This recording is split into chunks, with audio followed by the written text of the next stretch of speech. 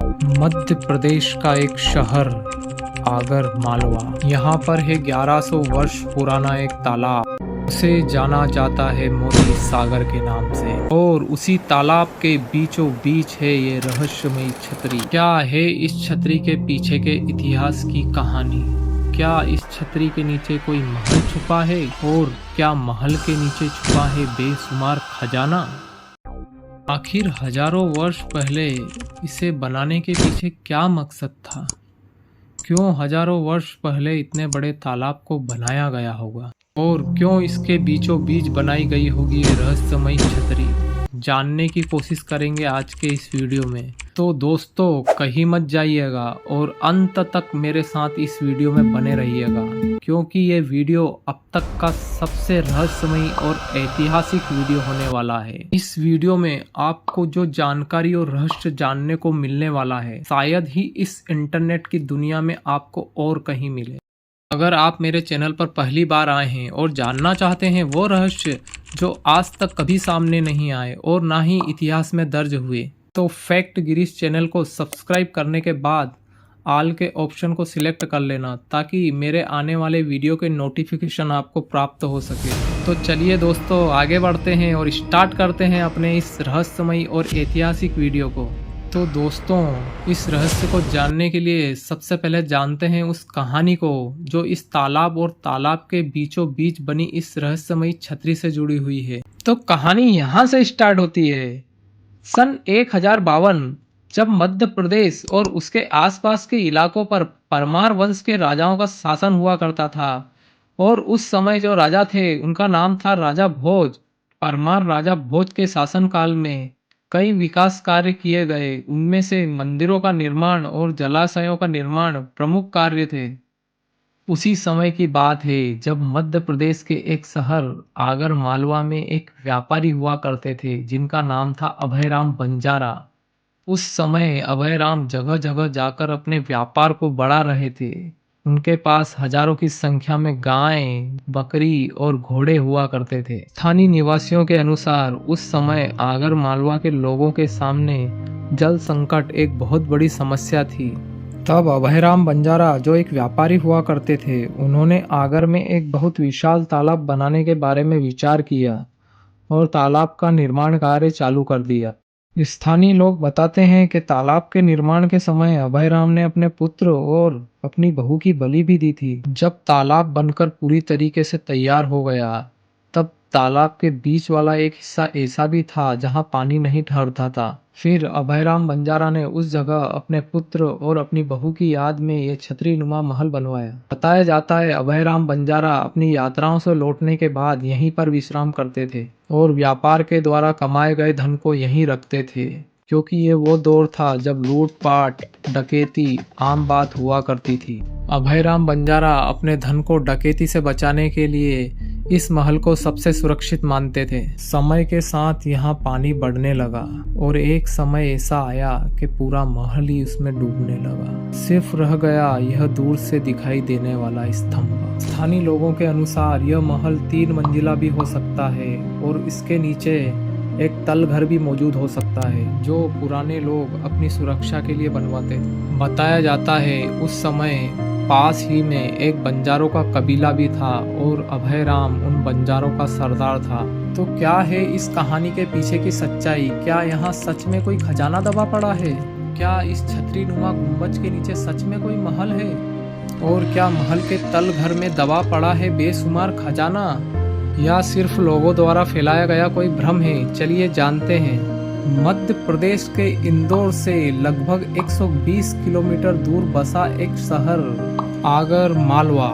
यहाँ पर स्थित है एक तालाब जिसे कहा जाता है मोती सागर तालाब, और इसी के बीचों बीच बना है ये छतरी नुमा महल। इस रहस्य को समझने के लिए समझना होगा इसके हर एक पॉइंट को। पॉइंट नंबर 1, क्या अभयराम बंजारा सच में कोई व्यापारी था या सिर्फ बंजारा कबीलों का सरदार था? पॉइंट नंबर 2, क्या कोई व्यापारी या सरदार सिर्फ तालाब निर्माण के लिए अपने पुत्र और अपनी बहू की बलि दे सकता है? पॉइंट नंबर 3, अगर वो व्यापारी था तो क्या अपना सारा धन इसी महल में रखता था? इन 3 पॉइंटों से समझने की कोशिश करेंगे इस महल के रहस्य को। पॉइंट नंबर 1, क्या अभयराम बंजारा सच में कोई व्यापारी था या सिर्फ बंजारा कबीलों का सरदार? इस पॉइंट को समझने के लिए हमने बंजारों के इतिहास को खंगाला, जो बेहद चौंकाने वाला था। विकिपीडिया और कई ऐतिहासिक वेबसाइटों के अनुसार बंजारा समाज एक व्यापारिक समाज रहा है और व्यापार करने के लिए एक शहर से दूसरे शहर में डेरा जमाता रहा है। बंजारा समाज जहां से भी गुजरता था या डेरा जमाता था, वहां जल की व्यवस्था जरूर करता था। उन्हीं के कारण कई जगहों पर कुएं, बावड़ी और तालाबों का निर्माण हुआ है। पशुपालन और पशु की रक्षा का काम भी बंजारा समाज ने ही संभाला था। पर अंग्रेजों और मुगलों के शासनकाल में इनकी दशा बदल गई और इन्हें सामग्री और राशन भेजने के कार्य में लगा दिया गया। मुगलों ने भारत पर सन 1556 से 1700 तक शासन किया, जबकि अंग्रेजों ने सन 1757 से 1947 तक शासन किया। लगभग पूरे 200 साल तक अंग्रेजों ने भारत के ऊपर राज किया। और अभयराम बंजारा ने तालाब का निर्माण किया था 1052, यानी कि मुगलों और अंग्रेजों के शासनकाल से कई हजारों साल पहले। और आप समझ ही गए होंगे कि अंग्रेजों और मुगलों से पहले जो बंजारों का काम था वो था व्यापार करना, पशुपालन करना और जल का संरक्षण करना। पॉइंट नंबर 2, क्या कोई व्यापारी या सरदार सिर्फ तालाब निर्माण के लिए अपने पुत्र और अपनी बहू की बलि दे सकता है? इसके लिए जो हमने रिसर्च की उसमें ये जरूर पता चला कि बंजारा समाज पूजा पाठ और धर्म कर्म में बहुत विश्वास रखता था तथा सांसारिक बाधाओं और रोग मुक्ति के लिए तंत्र मंत्र और जादू टोने में भी विश्वास रखता था। साथ ही अपने देवी देवताओं को खुश करने के लिए बकरा बलि में भी विश्वास करता था।